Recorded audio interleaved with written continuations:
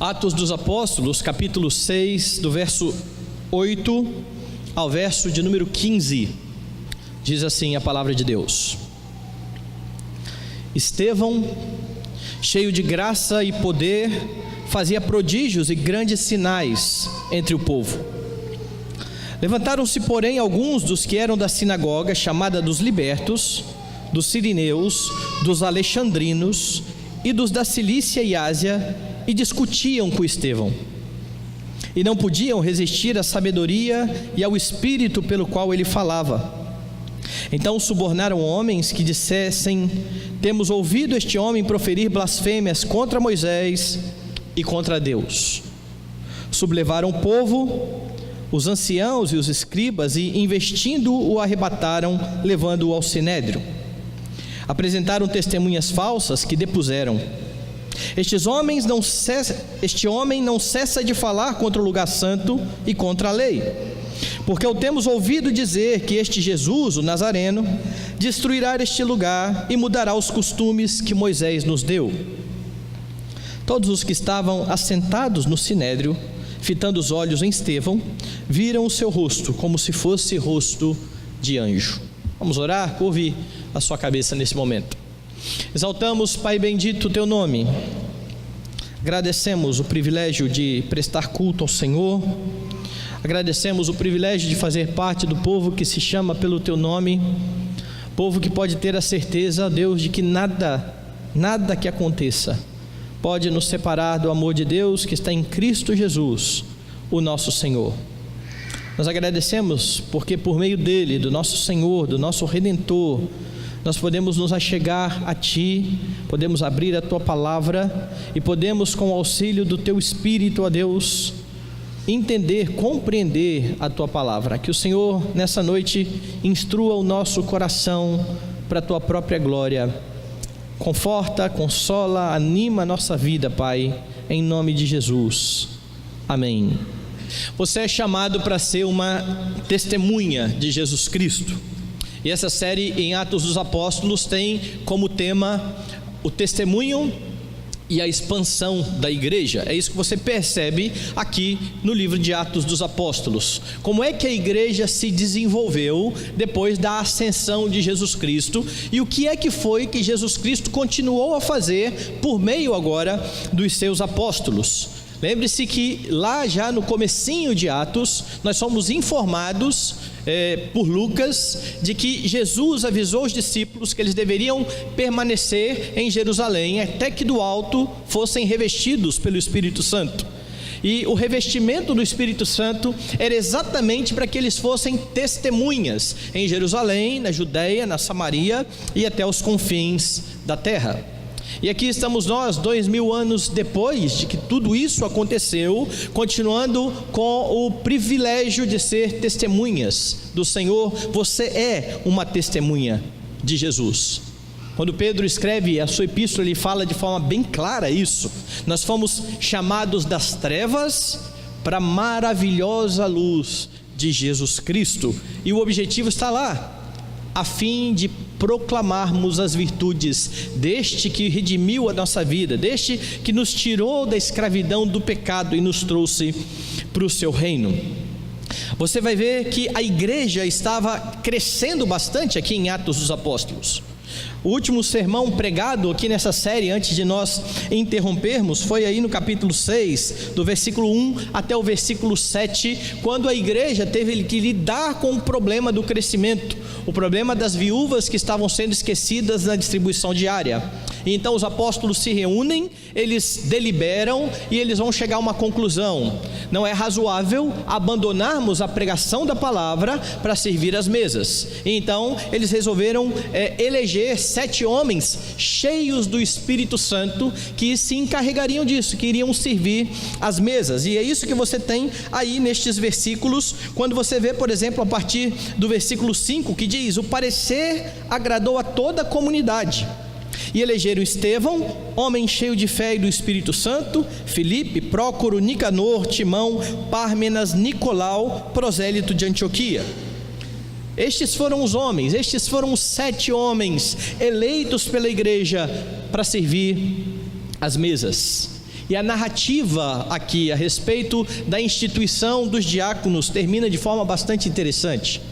Quando a igreja começa a ter problema e resolve os seus problemas de forma bíblica, lembre-se que foi isso que nós vimos, eles olharam os princípios do Antigo Testamento, impuseram as mãos sobre estes homens, ordenaram estes homens agora para o ofício na igreja. Qual foi o resultado? Veja no versículo 7, a igreja que já vinha crescendo, continuou a crescer mais. Diz no verso 7, crescia a palavra de Deus, e em Jerusalém se multiplicava o número dos discípulos, também muitíssimos sacerdotes obedeciam à fé.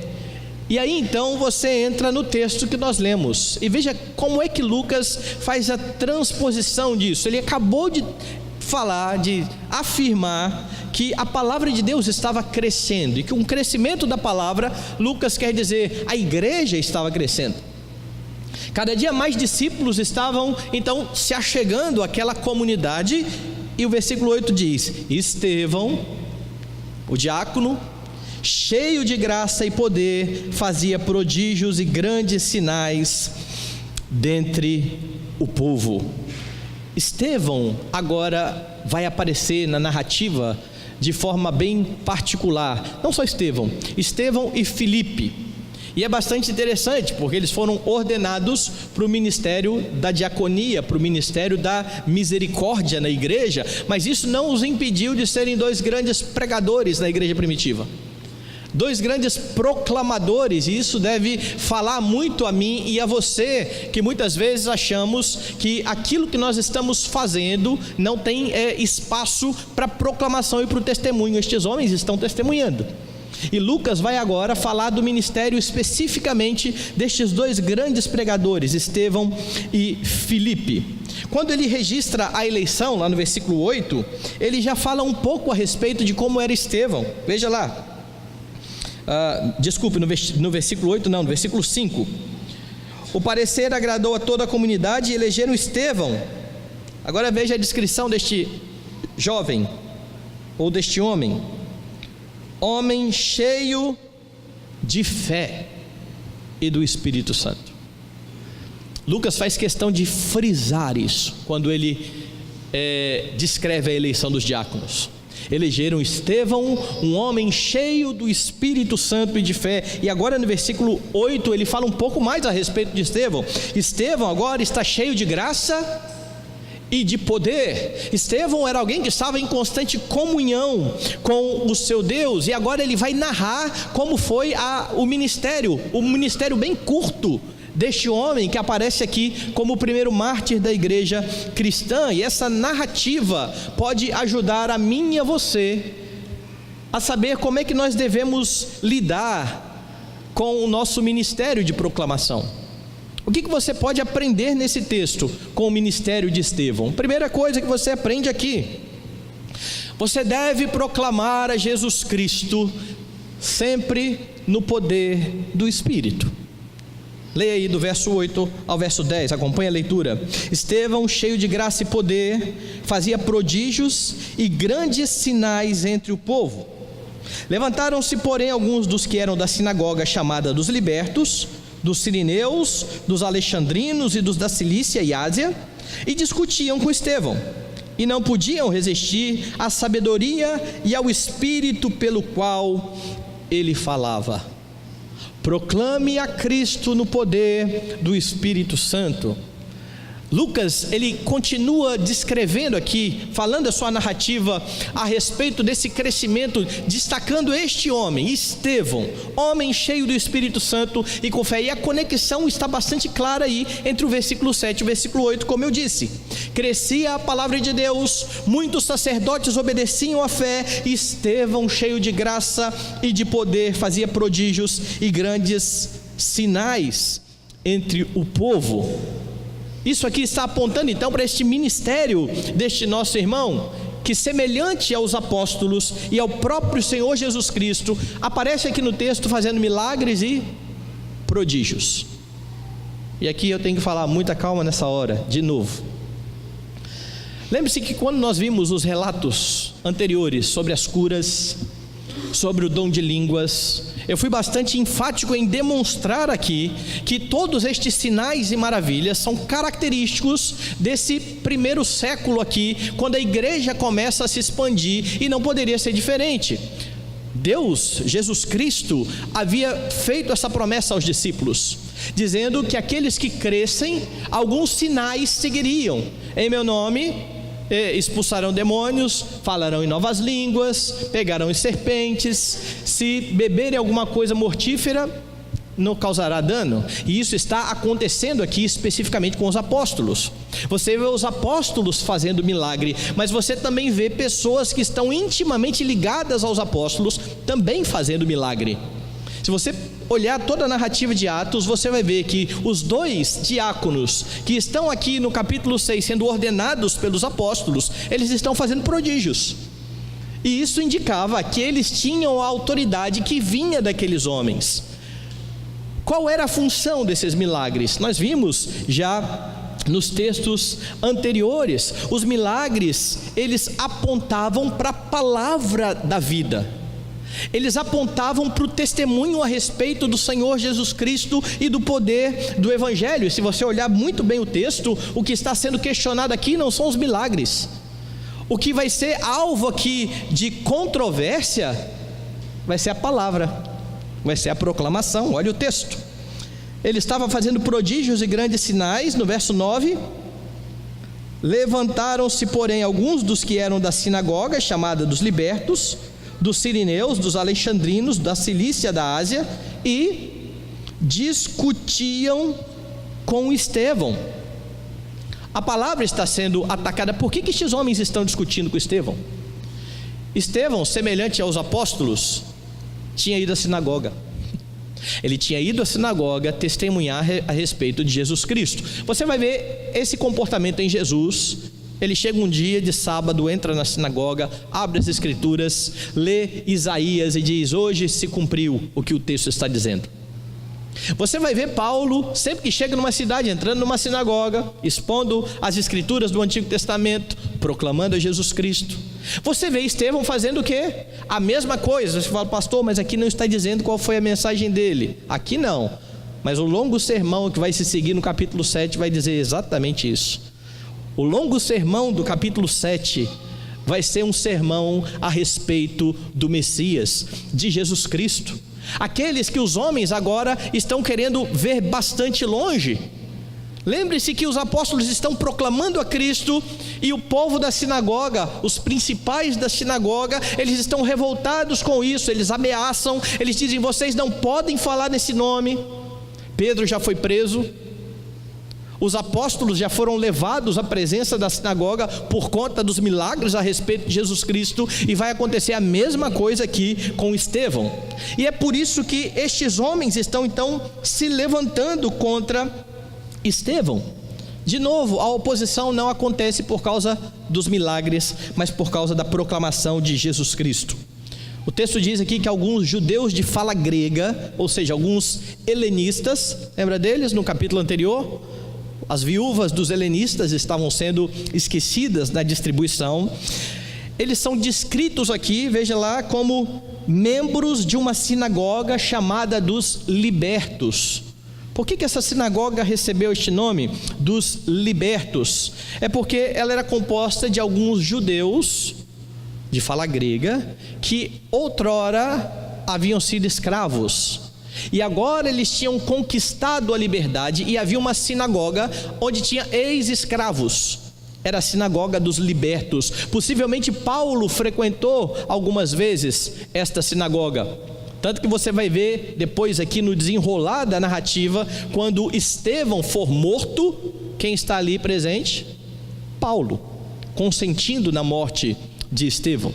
Então estes homens estão aqui e eles estão discutindo com Estevão. A palavra que aparece aqui para discussão é uma palavra que significa disputar ou questionar. Estevão chega proclamando a Jesus Cristo, e eles começam a questionar: que mensagem é essa? Que história é essa? Que negócio é esse que você está inventando? Eles se opõem de fato a Estevão. Essa é a reação dos judeus. E de novo, é preciso ter em mente que o Sinédrio já havia proibido falar desse nome, eles estão insistindo. Importa obedecer a Deus do que aos homens. Eles continuam a proclamar sobre Jesus Cristo, e a discussão aqui é sobre o Salvador. O capítulo 7 não vai deixar dúvidas sobre isso. Mas olha o texto que nós estamos vendo nessa noite. Por mais que eles disputem com Estevão, por mais que eles discutam com esse diácono, o texto faz uma afirmação. Veja no verso de número 10: e não podiam resistir à sabedoria e ao espírito pelo qual ele falava. Eles começavam a se opor. Estevão pregava, eles tentavam questionar, eles tentavam colocar de lado a sua mensagem, mas eles não conseguiam. Eles não eram competentes para fazer com que as palavras de Estevão parecessem mentira, porque Estevão estava calcado na verdade, e mais, porque Estevão falava no poder do Espírito Santo. É isso que o texto diz. Eles não podiam resistir à sabedoria e ao espírito pelo qual ele falava. Não se espante com isso. Por que você não precisa se espantar com isso? Vá lá no evangelho escrito pelo nosso irmão Lucas, o mesmo que escreveu Atos dos Apóstolos. E curiosamente é Lucas que registra lá no capítulo 21 do seu evangelho uma promessa maravilhosa da parte de Jesus. Lucas capítulo 21, Jesus está aqui a partir do verso 7, falando a respeito do princípio das dores, quando a igreja começaria a experimentar resistência, perseguição. E aqui então Jesus vai falar a partir do versículo 14 o seguinte: assentai pois em vosso coração, de não vos preocupardes com o que haveis de responder, porque eu vos darei boca e sabedoria a que não poderão resistir, nem contradizer, veja só, nem contradizer todos quantos se vos opuserem. Tempos antes da perseguição, Jesus diz: não se preocupem, ninguém vai conseguir contradizer vocês. Não é isso que Lucas está dizendo que aconteceu lá? Estevão falava, estes homens discutiam, disputavam com ele, e a ênfase do verso 10, eles não podiam resistir à sabedoria pelo qual ele falava. Jesus estava cumprindo a sua promessa. Aqueles homens que se lançam agora a testemunhar do seu Salvador, estão agora percebendo que no poder do Espírito Santo, eles estão contradizendo aqueles que se opõem à pregação. Agora, não há dúvidas de que Estevão conhecia bastante a história de Jesus Cristo. Às vezes nós entramos em extremos, que o pessoal diz: você precisa do poder de Deus. Eu não tenho dúvidas, Estevão está cheio do poder de Deus. Mas Estevão conhecia bastante o Antigo Testamento. Quando nós olharmos o sermão, você vai ver isso, você pode ler em casa também. O sermão de Estevão é toda uma descrição da história da redenção, da narrativa que apontava para um Messias. E baseado naquilo que o Antigo Testamento fala, é que Estevão então vai pregar e acusar os judeus de resistirem ao Senhor Jesus Cristo. Mas a ênfase aqui não é na habilidade de Estevão, por mais que ele tivesse. A ênfase é no poder do Espírito. As habilidades, elas devem ser buscadas, elas têm que ser lapidadas. Nós devemos nos desenvolver com as nossas habilidades e dotes que o Senhor nos deu, mas a ênfase é no poder do Espírito Santo. Você deve proclamar a Cristo confiando no poder do Espírito Santo que fala por meio daqueles que estão em Jesus Cristo. Então essa é a primeira lição aqui. Você deve proclamar a Cristo no poder do Espírito, confiando no poder do Espírito. Como eu disse, você é chamado para ser uma testemunha. Todos nós somos. Todo crente é chamado para testemunhar sobre o seu Senhor. E aquele mesmo Espírito que desceu sobre os discípulos lá no Pentecostes, Aquele Espírito que encheu aqueles homens de poder para testemunhar, habita em você se você crê em Jesus Cristo. Creia nisso. Todo aquele que crê em Jesus Cristo já foi batizado pelo Espírito Santo ou no Espírito Santo. Escolha o termo que você quer usar. Você tem o Espírito Santo. Ele enche os crentes de poder. Não há um crente sequer que não tenha o Espírito Santo. E se você tem, você deve testemunhar. Você pode testemunhar. Nós não temos mais dons de milagres ou dons milagrosos. Eles cessaram. A revelação está terminada. Não há necessidade mais de confirmar a palavra daqueles que estão registrando a revelação.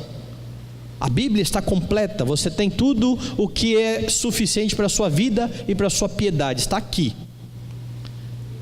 Mas a pregação continua, a proclamação continua, a ordem para evangelizar todas as nações continua de pé. E é a palavra e não os prodígios e os milagres que vão salvar o pecador. Essa é a mensagem do Evangelho. Eles vão crer no Evangelho de Jesus Cristo. Milagres nunca salvaram, apesar deles estarem aqui comprovando que aquele que está enviando os discípulos é poderoso para salvar. Mas os milagres não salvavam. Muitos tinham o coração até endurecido, mesmo vendo milagres. O que quebra o coração do pecador é a palavra, que segundo o Antigo Testamento é martelo que esmiuça a penha. Como é que é o coração do pecador? É de pedra, né?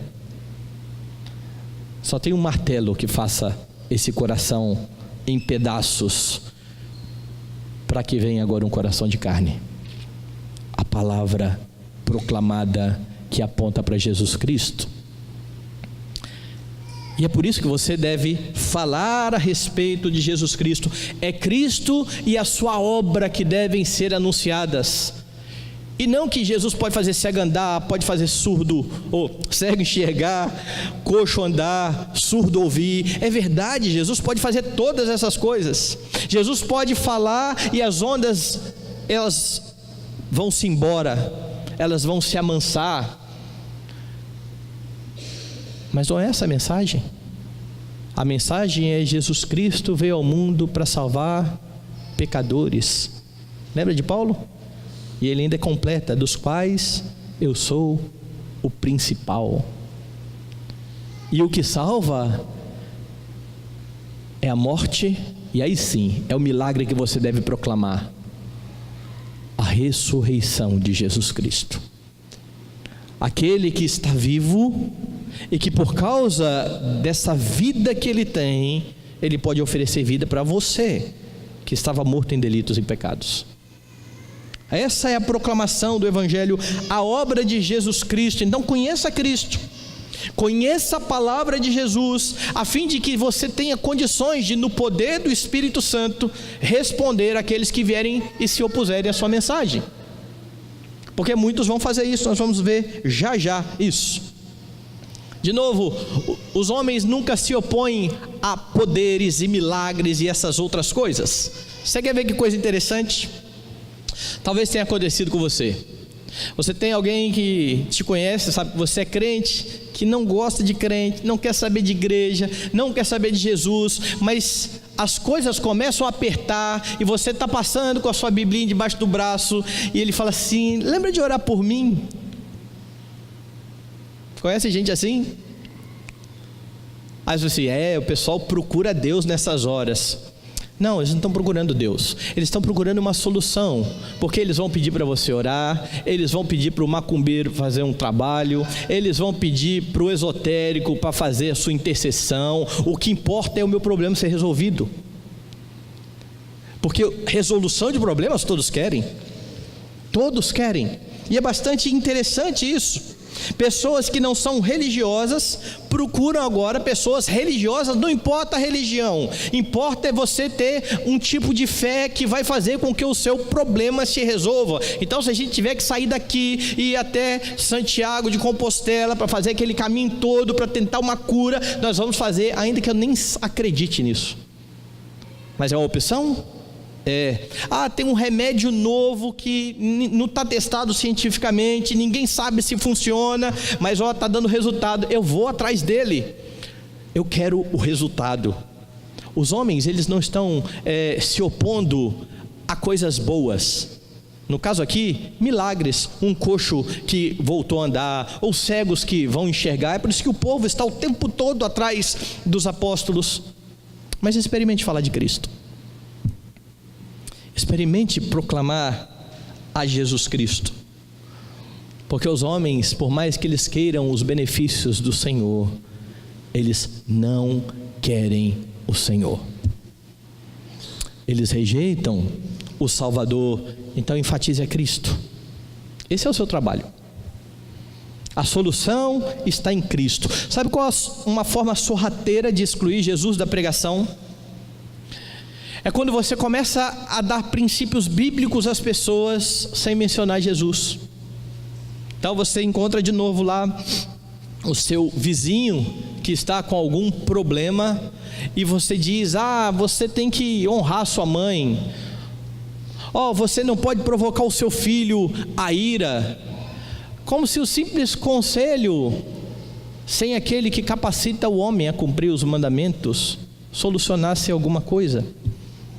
Mas às vezes nós caímos no erro de, ao invés de aproveitar a oportunidade de proclamação e de falar: Jesus Cristo redime a sua vida, não, nós queremos resolver os problemas. E os homens querem ouvir isso. Eles vão te ouvir 5, 6, 7, 10 dias, 1 ano, se você estiver disposto a resolver os problemas deles. Mas se você falar a respeito de um Salvador que diz que eles têm que se arrepender dos seus pecados, que diz que eles têm que confessá-lo como Senhor, que diz que agora eles têm que parar de viver para si mesmos e viver para Ele, aí eles não querem mais essa mensagem. E tem muitos crentes que estão enganados, achando que as pessoas estão gostando muito da sua mensagem. Talvez seja porque você não esteja proclamando a Cristo. Talvez seja porque você esteja dando alguns bons conselhos para que a vida melhore um pouco mais, mas não esteja chegando no ponto. Um Salvador, um Senhor que redime a vida do homem. A palavra tem que apontar para Jesus Cristo. Hoje de manhã falava na sala de novos membros a respeito disso, de como as igrejas reúnem muitas pessoas e aí começam a dar conselhos de como você vai bem na sua vida, como é que você pode matar os seus gigantes. Então você faça como Davi, imite Davi e mate o seu gigante. Você pode. Essa não é a mensagem do Evangelho. Ela até faz bem para as pessoas, mas se você for lá na sua firma, e se a sua firma investe nos funcionários, talvez você tenha ouvido isso numa palestra de autoajuda, numa palestra de treinamento. Isso não é Evangelho. O Evangelho diz: você não pode, você é incapaz de derrotar gigantes. Creia naquele que pode matar o gigante para você, que já matou o pior dos gigantes, a morte. Quando ele ressuscitou, pregue a Cristo, fale de Cristo. E estes homens estão bravos, é por causa de Cristo. Se você quiser lembrar um pouco mais disso, os judeus não tinham problema algum com o milagre. Lembra de Paulo, quando ele escreve aos Coríntios? Porque tanto os judeus pedem sinais, os gregos sabedoria, mas nós pregamos a Jesus Cristo e esse crucificado. Escândalo para o judeu, loucura para o gentio. Você não quer ouvir disso? É isso que eu tenho para pregar. Era isso que os apóstolos tinham para pregar. É isso que você tem que pregar. Jesus Cristo, o Redentor, A palavra aponta para uma pessoa, para um Redentor que propicia o homem, aí sim, vida abundante. E para isso, não confie na sua capacidade, ainda que você tenha. Nós temos vivido um tempo em que as pessoas elas vão se especializando em todas as áreas, inclusive também na área da teologia, certo? Então nós temos especialistas, aquela pessoa que olha, essa é a pessoa. Se tem alguém que vai conseguir convencer é fulano, porque fulano é joia. Eu não tenho dúvida de que há pessoas mais capacitadas do que outra. Eu não tenho a menor dúvida a respeito disso. Mas não confie nisso. Estevão tinha capacidade, mas ele pregava no poder do Espírito Santo. É o Espírito que produz vida, é o Espírito que vivifica mortos. Sem o Espírito, você pode ter os melhores argumentos do mundo, e o coração de pedra simplesmente vai continuar de pedra. Ele vai rejeitar. Então não confie na sua capacidade, confie na palavra proclamada e aplicada pelo Espírito, porque isso dá resultado. Veja que é isso que está acontecendo aqui no texto. Eles não têm como refutar a mensagem de Estevão. Eles não conseguem. Eles estão se opondo à mensagem, mas eles não conseguem refutar a mensagem. A sabedoria com a qual ele falava. Agora o outro lado, confiar no Espírito não significa que você agora não precise se capacitar, não precise estudar, não precise conhecer a Bíblia. Tem crentes que fala assim, sabe o Pentateuco? Ele falou, o quê? Pentateuco? O que é Pentateuco? Abre aí a Bíblia em Sofonias, 3 dias para achar Sofonias, porque os crentes simplesmente não conhecem a Bíblia. Mas eles querem dar conselhos, eles querem falar sobre Jesus. Isso é arrogância. Porque se é verdade que você não pode confiar na sua capacidade para proclamar Cristo, é arrogância você não conhecer a palavra e querer sair dando conselho e proclamar para os outros. Porque Deus age por meio da palavra. Então conheça a Bíblia, estude, esmere-se, saiba cada vez mais a respeito da palavra de Deus. Proclamar a Cristo sem estudar a Bíblia é tolice. Confiar no conhecimento bíblico em vez de confiar no poder do Espírito é soberba. As duas coisas caminham juntas. Então estude muito, conheça muito, mas dependa de Deus. Dependa do Espírito de Deus que convence pecadores. Proclame a Cristo no poder do Espírito. A segunda lição que você aprende no texto, volte lá para Atos. Esteja pronto a sofrer oposição. Esteja pronto a sofrer oposição. Versículo 11. Então subornaram homens que disseram: temos ouvido este homem proferir blasfêmias contra Moisés e contra Deus. Sublevaram o povo, os anciãos e os escribas, e investindo o arrebataram, levando-o ao sinédrio. Apresentaram testemunhas falsas que depuseram: este homem não cessa de falar contra o lugar santo e contra a lei, porque o temos ouvido dizer que este Jesus, o Nazareno, destruirá esse lugar e mudará os costumes que Moisés nos deu. Todos os que estavam assentados no sinédrio, fitando os olhos em Estevão, viram o seu rosto como se fosse de um anjo. Agora preste bem atenção nisso aqui. Os judeus estão discutindo com Estevão e eles não conseguem contradizê-lo ou contraditá-lo. Eles não conseguem. Por quê? Porque Estevão era inteligente? Eu acho que ele era, mas era por causa do Espírito pelo qual ele falava. Mas ainda assim, eles rejeitam, eles não querem saber daquela mensagem. Mas não é só isso. Eles não estão simplesmente fechando os ouvidos e dizendo: não, eu não quero ouvir. No verso 11 diz: então subornaram homens que disseram: temos ouvido este homem proferir blasfêmia contra Moisés e contra Deus. Não satisfeitos em simplesmente rejeitar a mensagem, eles agora pegam, contratam alguns homens E estes homens aqui, que estão muito mais interessados no dinheiro do que na verdade, sem escrúpulo algum, acusam Estevão de blasfêmia. Blasfêmia contra o Senhor e contra a lei de Moisés. Pense numa acusação séria. Essa acusação é séria. Talvez não para nós hoje. Hoje qualquer um blasfema de Deus aí, a gente não liga, ninguém fala nada. Por que é sério? Vai lá em Levítico.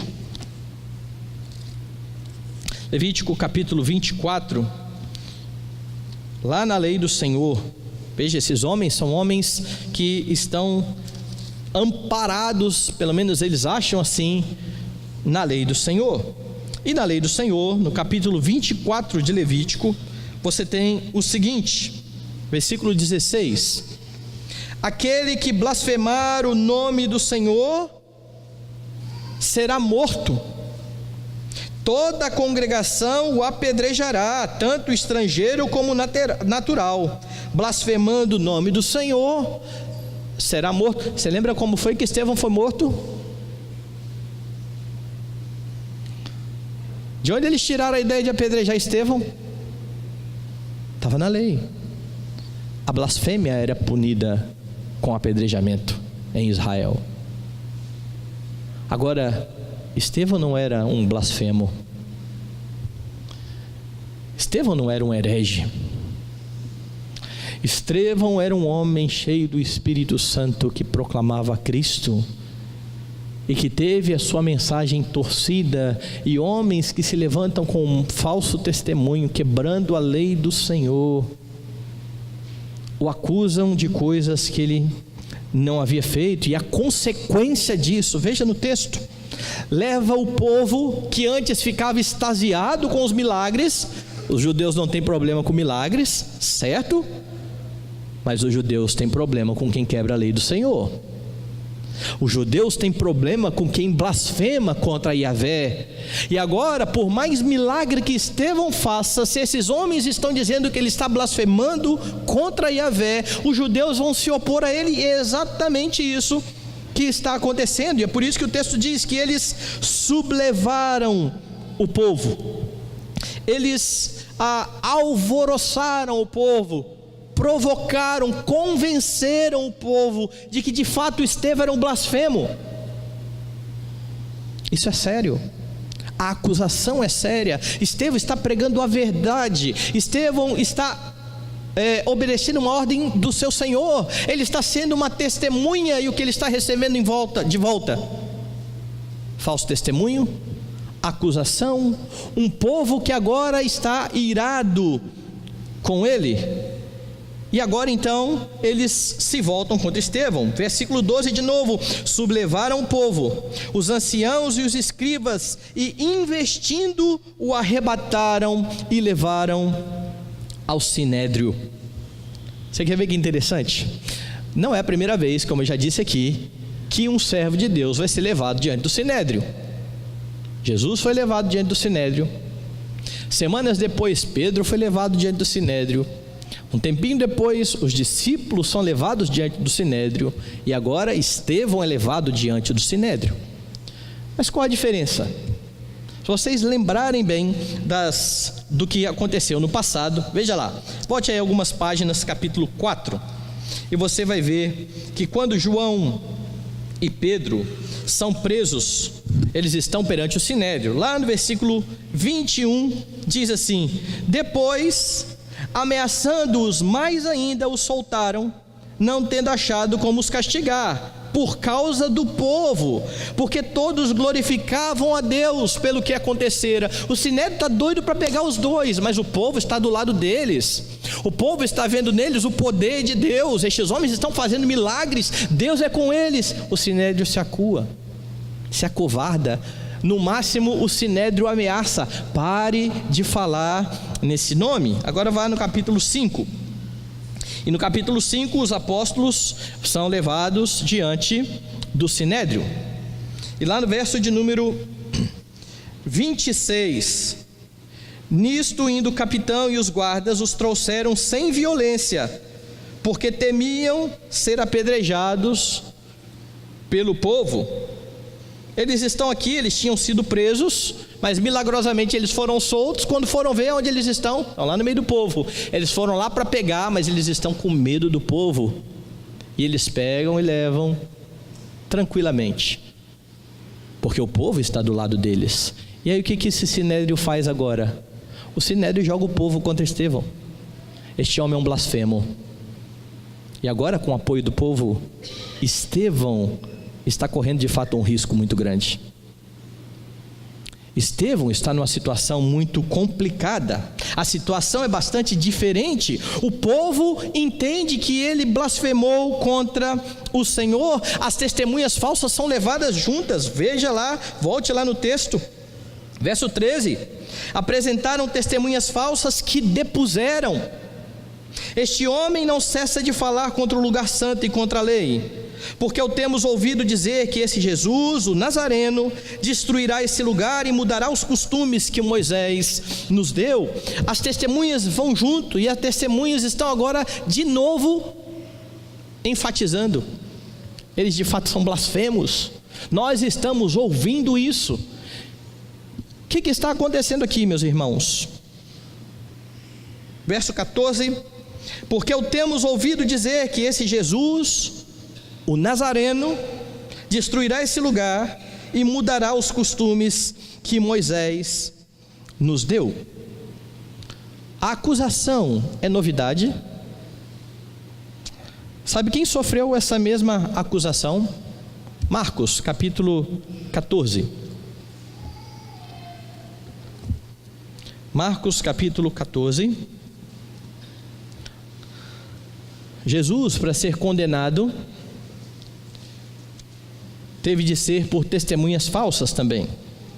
E lá em Marcos 14, versículo de número 57, você tem o seguinte, 56: pois muitos testemunhavam falsamente contra Jesus, mas os depoimentos não eram coerentes. E levantando-se alguns, testificavam falsamente, dizendo: nós o ouvimos declarar: eu destruirei este santuário edificado por mãos humanas, e em 3 dias construirei outro, não por mãos humanas. Veja qual foi a acusação contra Jesus. Olha, esse Jesus aí está dizendo que vai pegar o templo, vai destruir e vai reerguer outro em 3 dias. De onde eles tiraram isso? Essa mensagem tão torcida. Jesus falou sobre isso. João capítulo 2.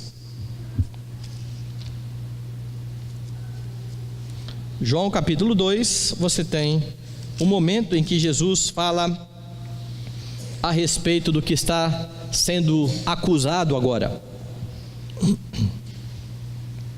Versículo de número 19. Veja o 18 antes. Perguntaram-lhe, pois, os judeus: que sinal nos mostras para fazeres estas coisas? E aí Jesus fala do sinal. Jesus respondeu: destruí este santuário e em 3 dias reconstruirei. Vocês querem saber qual é o sinal? Destrua o santuário que eu reconstruo em 3 dias. Jesus estava falando do quê? O texto diz, o texto não deixa dúvidas. Versículo 20: replicaram os judeus: em 46 anos foi edificado este santuário, e tu em 3 dias o levantará? Ele, porém, se referia ao santuário do seu corpo. Qual é o milagre que você vai fazer para a gente acreditar? Jesus falou: eu vou ressuscitar em 3 dias. Mas o que ele usa? Destrua esse santuário e eu vou reconstruí-lo. Ninguém entendeu nada, nem mesmo os discípulos. Veja o verso 22. Quando, pois, Jesus ressuscitou dentre os mortos, lembraram-se os seus discípulos de que ele dissera isto, e creram na Escritura e na palavra de Deus. Ou seja, aqui nesse momento, nem os discípulos compreenderam o que esse homem está falando. Agora lá, depois dos 3 dias que Jesus ressurge, eles entendemos. Agora sim, agora nós compreendemos. O santuário está de pé de novo. Só que eles pegam essa palavra de Jesus, ele está dizendo que vai destruir o templo, e em 3 dias ele vai reconstruir de novo. É a mesma acusação, porque a mensagem dos apóstolos passa a ser essa. É sobre isso que Estevão está pregando. Quando nós olharmos o sermão de Estevão, vocês vão ver que Estevão vai mencionar o templo. Deus não habita em templos feitos por mãos humanas. Ele vai mencionar o templo. Então a mensagem de Estevão é essa, e agora as falsas testemunhas torcem a mensagem de Estevão, chegam diante do Sinédrio, volte lá no capítulo 6, e dizem: temos ouvido dizer que esse Jesus, o Nazareno, destruirá esse lugar e mudará os costumes que Moisés nos deu. Ele está dizendo isso, ele está enfatizando isso. Ele estava de fato, mas ele estava falando do templo? Não, eles pregavam a Cristo e este ressuscitado. Meus irmãos, os homens torceram a declaração de Jesus. Os homens agora torcem a pregação de Estevão, e com falso testemunho acusam este nosso irmão de ser um blasfemo. O povo está com raiva, o povo está revoltado. Imagine você no lugar de Estevão. Imagine, é só você pensar em como que você se sente quando alguém rejeita a sua mensagem. Quando você talvez comece a falar do evangelho, a pessoa fala esse negócio de evangelho não, hein? Aí você já se acua. O que essas pessoas vão falar de mim se eu proclamar a Cristo aqui? Como é que estava o coração de Estevão? Veja o texto, verso 15. Todos os que estavam assentados no sinédrio, fitando os olhos em Estevão, viram o seu rosto desesperado. Está triste, está amargurado.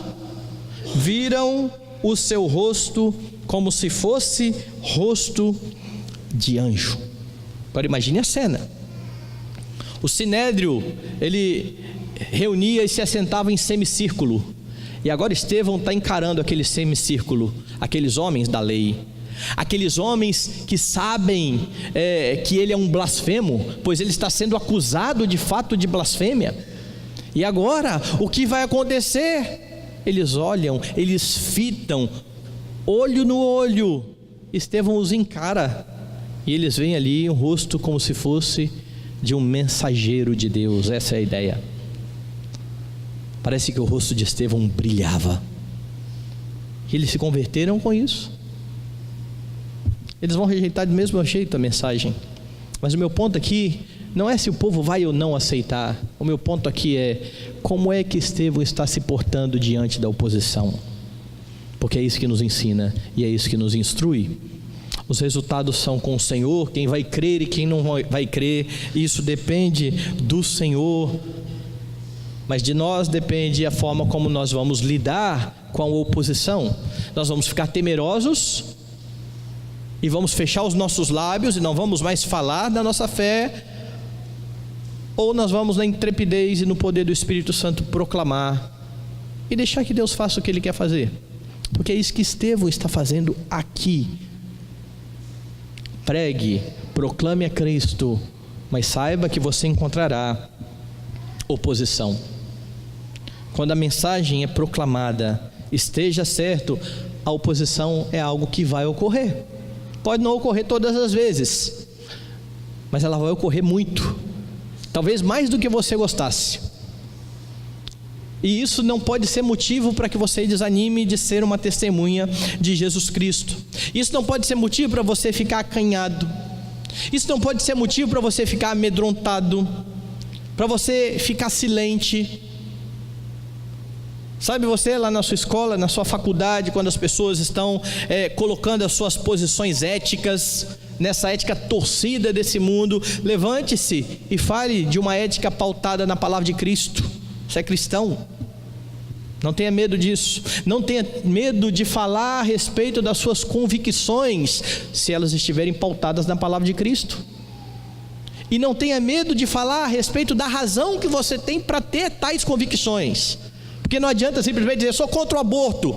porque há espíritas que são contra aborto, há muçulmanos que são contra aborto, há ateus que são contra aborto. Eu sou contra aborto porque o meu Senhor é o Senhor da vida. Não é só a sua posição ética, mas é porque que você tem essa posição ética. Quem é que te leva a crer dessa forma? Quem é que te leva a agir dessa forma?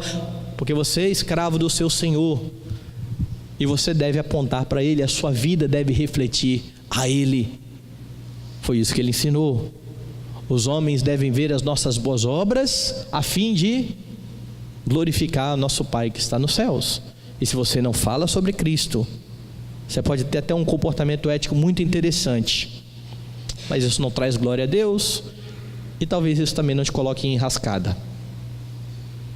Jay Adams tem uma palavra de Jay Adams que eu acho bastante interessante. Ele fala que pregar sobre Cristo sempre encrenca o pregador. Ele diz, ele falou assim: se você há muito tempo não se vê encrencado, pode ser que você não esteja pregando a Cristo.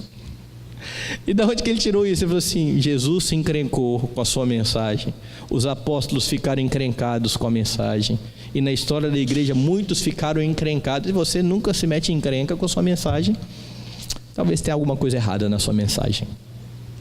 Porque, como eu disse, o povo não se opõe a milagre, o povo se opõe a Jesus Cristo, aquele de quem você é embaixador,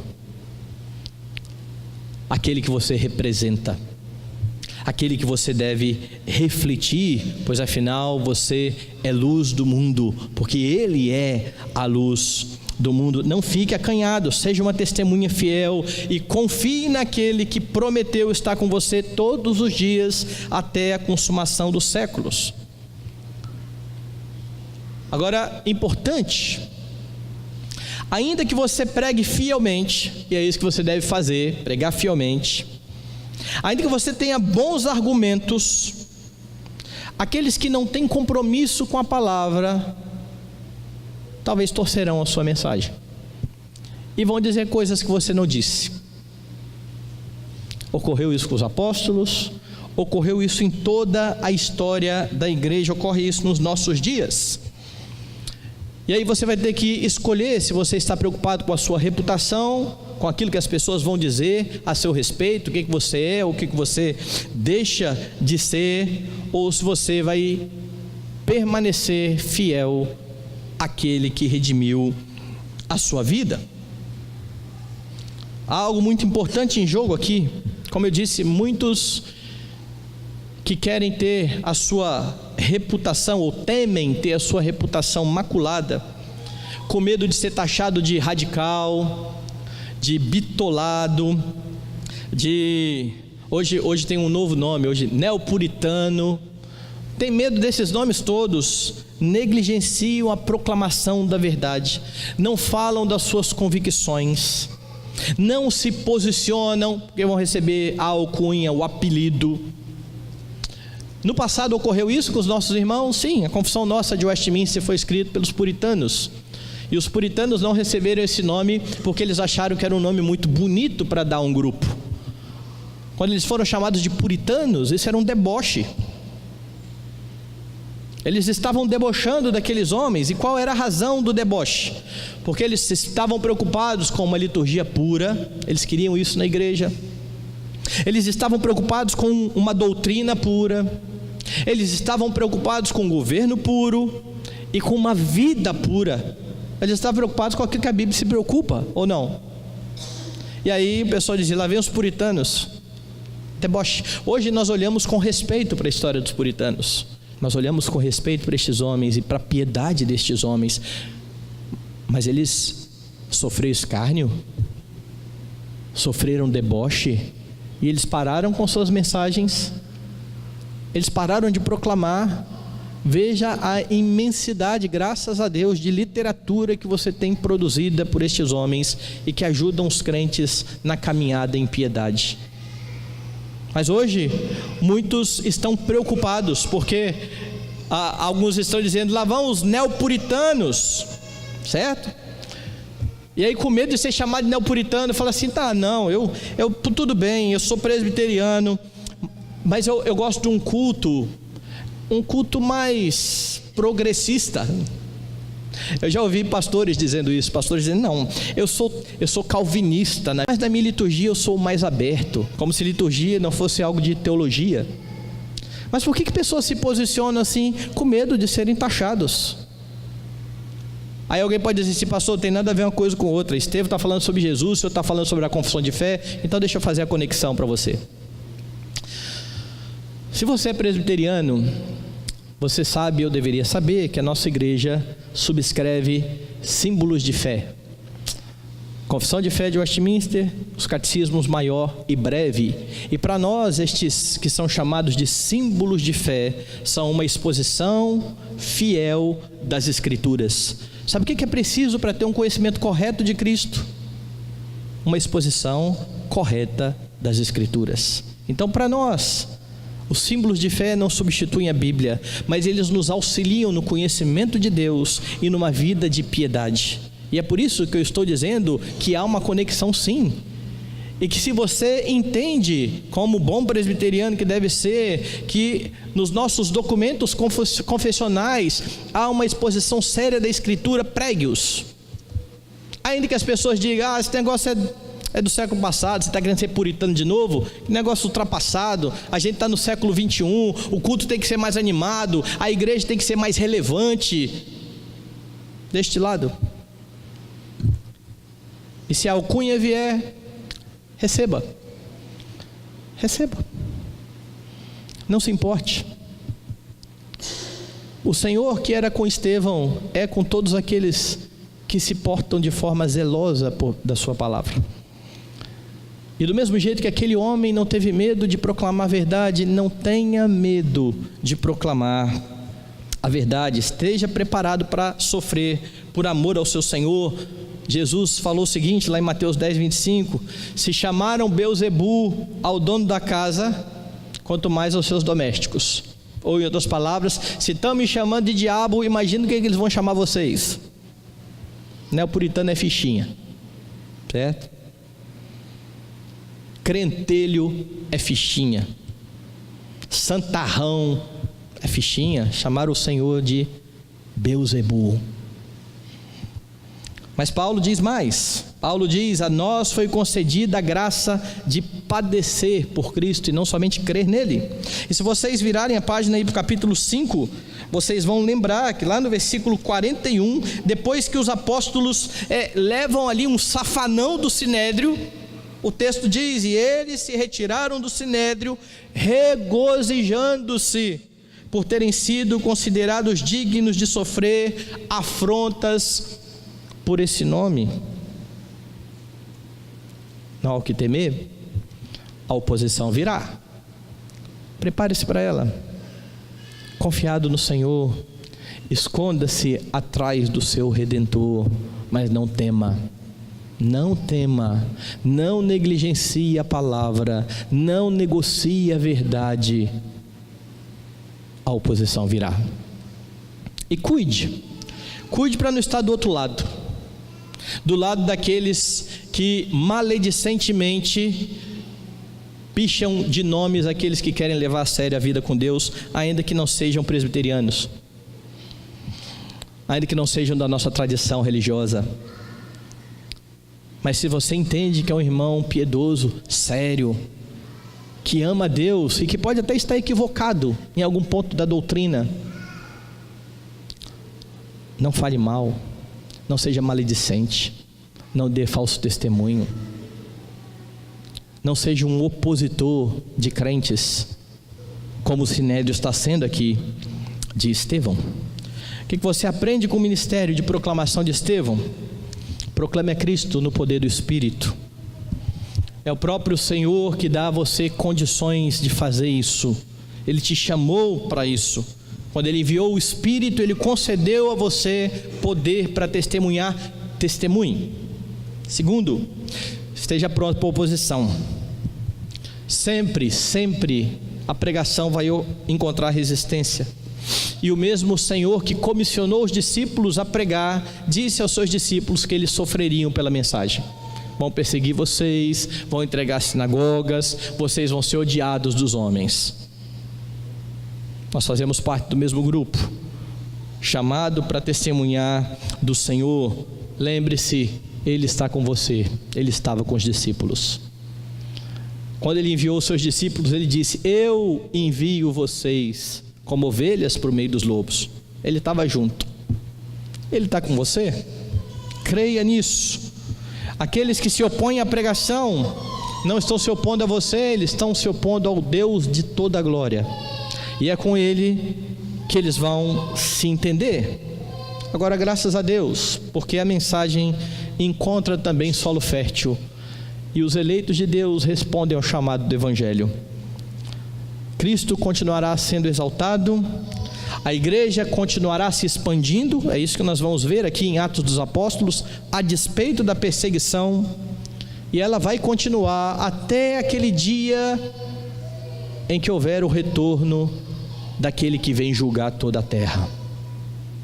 O dia bendito que nós aguardamos, esperamos e celebraremos hoje na mesa do Senhor, anunciando a sua morte até que Ele venha. Viva no poder do Espírito como uma fiel testemunha, a fim de honrar aquele que deu a vida para que você fosse feito agora nova criatura e pudesse ter livre acesso ao Pai.